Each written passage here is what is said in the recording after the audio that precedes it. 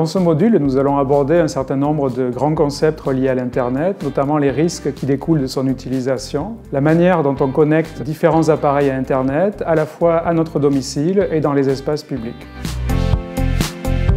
L'Internet est une technologie récente qui permet de combiner les technologies de l'information, qui permettent de stocker de grandes quantités d'informations, avec les technologies de la communication qui permettent de la diffuser à très grande échelle. Grâce à Internet, nous pouvons consulter des contenus du monde entier, en produire et également les diffuser nous-mêmes à des millions de personnes. Les Canadiens sont des utilisateurs intensifs d'Internet, 89% s'en servent pour envoyer des courriers électroniques, 69% réalisent des transactions financières en ligne et 64% s'en servent pour se divertir. Internet aujourd'hui est devenu une technologie centrale qui est omniprésente dans notre vie quotidienne. Les délinquants sont aussi des utilisateurs intensifs d'Internet et les statistiques nous démontrent d'ailleurs que les préjudices qu'ils génèrent s'élèvent à plusieurs millions, voire plusieurs milliards de dollars annuellement. Ceci dit, il ne faut pas désespérer car de nombreuses stratégies et de nombreux programmes nous démontrent que des programmes de formation peuvent nous apprendre comment nous protéger et réduire nos risques d'être victimisés par ces fraudeurs. L'Internet est une technologie qui est constituée de millions d'ordinateurs qui sont reliés les uns aux autres et qui permettent à l'information de circuler de manière fluide.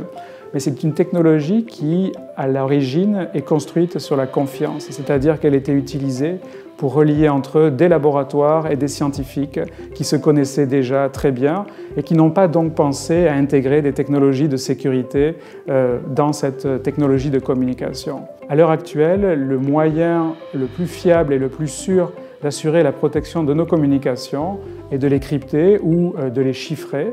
Et pour cela, un indicateur efficace et fiable consiste à s'assurer que l'adresse du site Internet que vous souhaitez consulter commence par HTTPS. Qu'est-ce qu'un fournisseur d'accès à Internet? Il s'agit d'une entreprise qui permet de connecter nos nombreux appareils au réseau, soit par une connexion filaire, soit par une connexion sans fil, qui peut être de deux natures, soit une connexion par Wi-Fi à notre domicile, soit via notre téléphone intelligent. Cela implique que probablement vous avez plusieurs fournisseurs d'accès à Internet et il est important de savoir comment les rejoindre en cas de besoin. Au domicile, la plupart des connexions à Internet se font via une connexion à haute vitesse qui permet de connecter vos appareils soit par un fil, un câble, soit par un signal radio, c'est ce qu'on appelle le Wi-Fi. La plupart du temps, votre fournisseur d'accès à Internet a paramétré la sécurité de votre réseau, mais dans tous les cas, assurez-vous que celui-ci est bien protégé par un mot de passe. Se connecter à Internet à partir d'un espace public peut présenter des risques additionnels par rapport à une connexion à partir de votre domicile.